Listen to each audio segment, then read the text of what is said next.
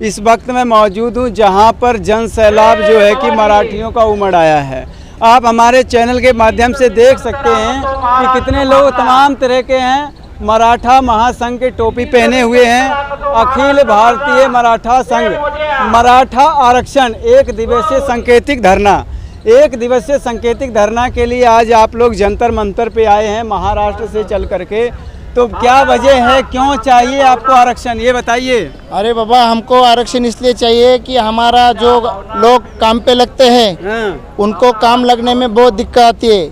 उनको जो आरक्षण लगता है वो मराठा होने के कारण हमारा लोगों से और ये चैनल के माध्यम से सबको निवेदन करते हैं कि मराठा आरक्षण चाहिए कि हमारा बच्चे और सीख सके और आगे जा सके। इसलिए हमको बहुत ज़रूरत है। दूसरा समाज के लोग जैसे कम आरक्षण की वजह से अभी बहुत बड़े बड़े पोस्ट पे है, अच्छी नौकरी मिल रही है, अच्छे उनका शिक्षण हो रहा है। इसलिए हमारा मराठी लोगों का भी शेतकरी बांधव है जो खेत करते हैं, उनके बच्चे भी पढ़ के आगे जाना चाहिए। इसलिए हमको आरक्षण की बहुत बड़ी ज़रूरत है। जब डबल इंजन की सरकार है, महाराष्ट्र के अंदर भी बीजेपी की सरकार है, केंद्र में भी बीजेपी की सरकार है, फिर तो आपकी समस्या आम है, सुनी जानी चाहिए थी। आपको वहां से यहाँ आने की जरूरत ही नहीं थी। जब उधर सुनते थे महाराष्ट्र में तो इधर आने की जरूरत ही नहीं थी। आपका वो सवाल सही है, मगर हमारे इधर ज़्यादा वो हमारे जो खासदार है, जो मंत्री है, वो हमारे उधर ध्यान नहीं दे रहा है। जो संविधान में बदल करना चाहिए, अभी तक बहुत बदल किया है, वो मराठा आरक्षण का बदल नहीं किया है, वो करना चाहिए। इसलिए वो ध्यान नहीं दे रहा है।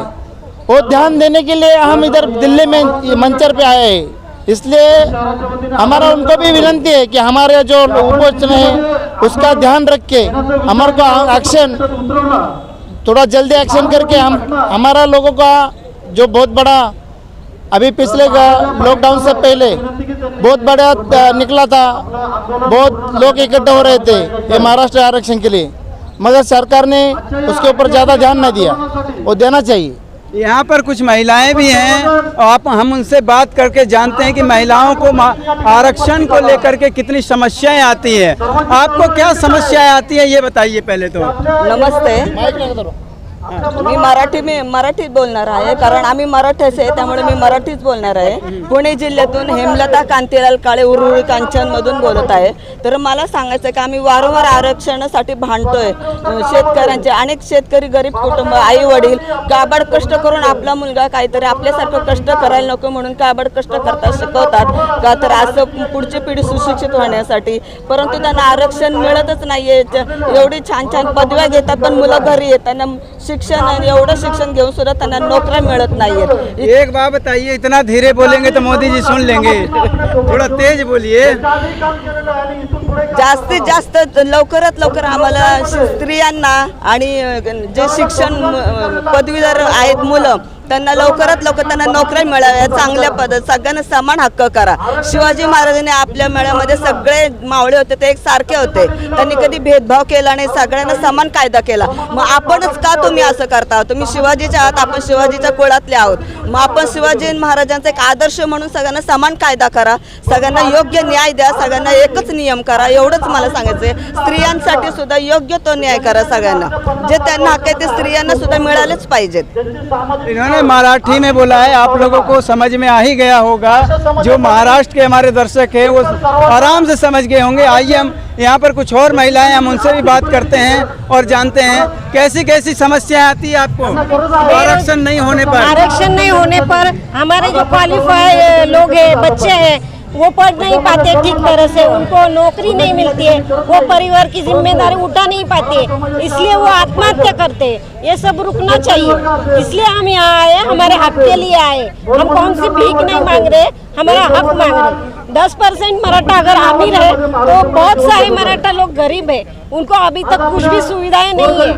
तो इसलिए हम चाहते हैं कि हमारा समाज भी सुधरे, हमारे बच्चे सुधरे, हम वो लोग आत्महत्या ना करे, बस हमारी इतनी कोशिश है। इसलिए हम आरक्षण का हक मांग रहे हैं। इससे पहले हमने कभी नहीं मांगा था, लेकिन अब हमें इसकी जरूरत है, इसलिए हम आरक्षण मांग रहे हैं। जंतर मंतर के प्रांगण पे अभी आप खड़े हैं और यहाँ से माननीय प्रधानमंत्री जी के घर जो ऑफिस कार्यालय है जहाँ पर बैठते हैं, जहाँ पे चर्चाएं होती है, वो 200 मीटर की दूरी पर है।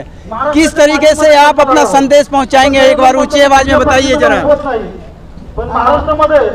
50% आरक्षण हे भेटलं पाहिजे शिक्षणात आणि नोकरीमध्ये मुलांना, कारण मुले खूप अशिक्षित राहिले, बरेच मुलं गरीब आहेत, गरीब घराण्यातील आहेत, तर त्यांना त्यांचा हक्क भेटला पाहिजे आणि सगळी सुशिक्षित सगळे सुखी राहिले पाहिजेत, त्यांना नोकऱ्या भेटल्या तर त्यांचं घर आनंदी राहील।